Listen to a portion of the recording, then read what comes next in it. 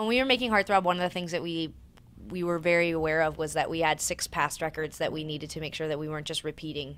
something that we had done in the past.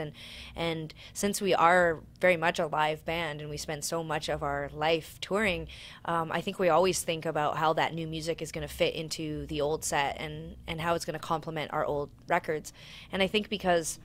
so many of our past records have been really guitar heavy, there was something really exciting and freeing about making a more keyboard sort of upbeat record. And so I actually find Heartthrob to be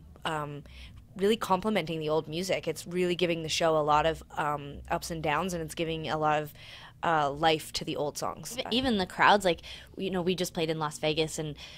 we came out and did the encore, and Tegan sang "Call It Off" from the con, and the whole audience was singing along, or at least you get the impression that the whole audience is singing along. Like, they're so excited, they love that, like, love every word, they're singing it so enthusiastically. And I just kept thinking, this is what's so cool about also getting a new audience, is that if they haven't sort of become like hip to what we were doing in the past, I don't know how you could leave the show and not think like, I want to go check out that song that the whole rest of the audience was singing. And so it's almost like, we're reselling ourselves to these people. And I mean, selling sort of has a terrible connotation, but like, we are sort of like allowing the new fans to experience the old music in a really wonderful and authentic way. I think after all these years, the thing that probably still gets me the most excited about what we do is the opportunity to reach so many people, and the idea that we're kind of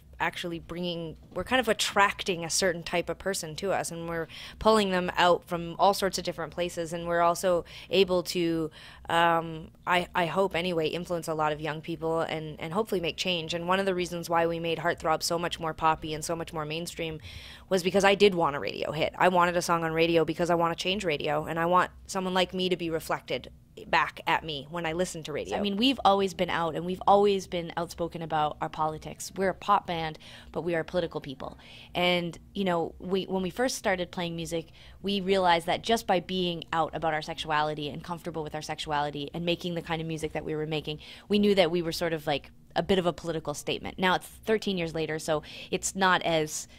cutting edge, or it's not as like new to people that we're gay and that we're out and all of this kind of thing. But it doesn't change the fact that there are still kids out there who are struggling just as much as the kids that were struggling 10 years ago who used to come up to us and talk to us. It doesn't change how we struggled when we were coming out, when we were teenagers. So to hear these kids' stories now in this day and age, it just continues to push us forward, thinking like, we need to still be out, we need to still talk about these things, even if it feels like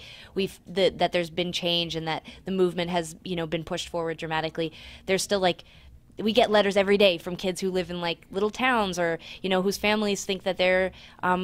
gross or that they're evil because they're gay, and like, we still read those kinds of things every single day. And so for us, those stories are incredibly impactful, and they just keep us wanting to talk about this issue, and keep us wanting to sort of say like that we are here to be a sort of beacon of hope, or role models, or like big sisters, if you will. Like, I really feel like these kids, that maybe they do get some comfort from seeing us and talking to us and telling us their stories.